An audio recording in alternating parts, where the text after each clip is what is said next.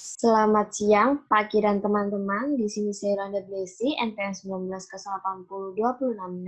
ingin menyampaikan filogenetik ikan tuna.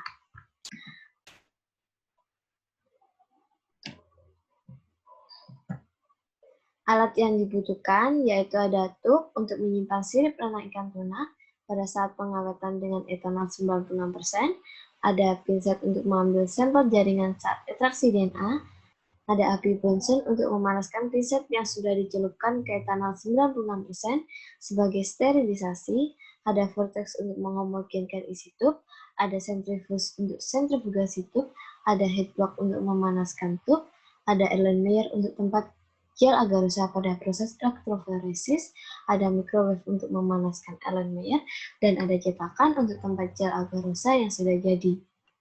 Bahan yang dibutuhkan adalah sampel, yaitu ikan tuna itu sendiri, ada larutan etanol 96% untuk pengawetan dan untuk sentrifugasi, dan ada larutan celex 10% untuk isolasi DNA mitokondria.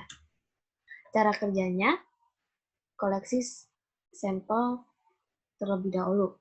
Sampel kemudian difoto, diukur panjangnya, dan diambil bagian sirip renang atau pectoral fin sepanjang 3 cm, lalu disimpan di tub yang berisi etanol 96% untuk pengawetan. Kemudian dilakukan DNA, PCR, elektroforesis, dan sequencing. Isolasi DNA mitokondria dilakukan dengan larutan celex 10%, kemudian dilanjutkan dengan ekstraksi DNA dengan pengambilan sampel jaringan dengan pinset, kemudian tub divortex dan disentrifugasi selama 20 detik, lalu dipanaskan dengan headblock dengan suhu 95 derajat Celcius selama 45 menit. Setelah dipanaskan, tub divortex dan disentrifugasi kembali. Amplifikasi kemudian dilakukan pada lokus mitokondria DNA control region menggunakan primer forward CRK dan primer reverse CRE. Reaksi PCR dilakukan dalam volume 25 mikroliter menggunakan tempe DNA sebanyak 1 mikroliter. Selanjutnya dilakukan proses elektroforesis dengan memasukkan 1 gram agarosa ke dalam Erlenmeyer, kemudian ditambahkan 100 ml TAE1X dan dipanaskan dengan microwave, lalu ditambahkan 4 mikroliter FPR. Gel agarosa yang sudah jadi kemudian dituangkan ke cetakan dan didiamkan selama 30 menit. Selanjutnya dilakukan DNA sequencing dengan metode SANAR. Tahap yang ketiga yaitu analisis data. Hubungan kekerabatan antara populasi ditentukan berdasarkan parameter jarak genetik.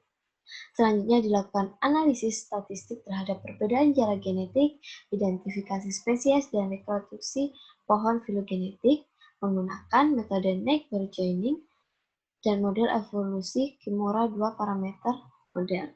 Dilakukan dengan aplikasi MegaFact yang diperoleh 4 clade, yaitu clade pertama untuk spesies ikan tuna mata besar atau Tunus obesus, clade kedua untuk tuna sirip kuning atau Tunus albacore, clade ketiga adalah ikan tuna albacore atau Tunus alulunga, dan clade keempat adalah ikan cakalang atau Catsuwonus phaelakis.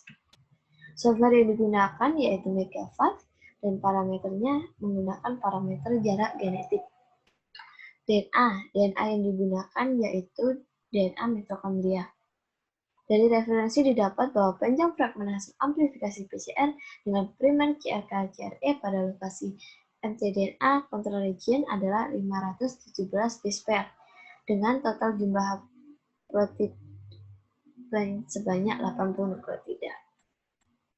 Nah, ini adalah pohon filogenetik dari ikan tuna.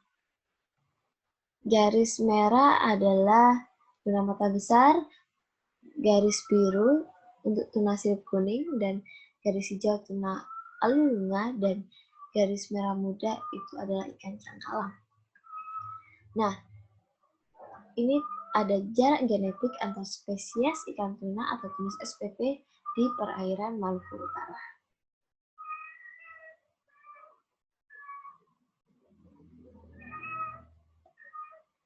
Untuk tuna sirip kuning dengan cangkalang, jaraknya 0,297, tuna sirip kuning dengan tuna alulunga 0,174, cangkalang dengan tuna alulunga 0,312, tuna sirip kuning dengan tuna mata besar 0,084, cangkalang dengan tuna mata besar 0,294, tuna alulunga dan tuna mata besar 0,163. Tuna mata besar atau Tunus obesus secara genetik lebih dekat dan berkerabat dengan tuna sirip kuning atau Tunus albacaris dibandingkan dengan tuna albacore atau Tunus alulunga berdasarkan jarak genetiknya. Hasil rekonstruksi filogenetik menunjukkan ikan cakalang terdapat di luar kelompok yang lainnya dan berkerabat jauh dengan kelompok spesies tuna atau Tunus spp. Jumlah substitusi nukleotida antar ikan cangkalang atau Katsuwonus pelamis dengan spesies tuna atau Tunus spp adalah 13 substitusi nukleotida dan sangat besar dibandingkan dengan jumlah substitusi dalam spesies ikan tuna.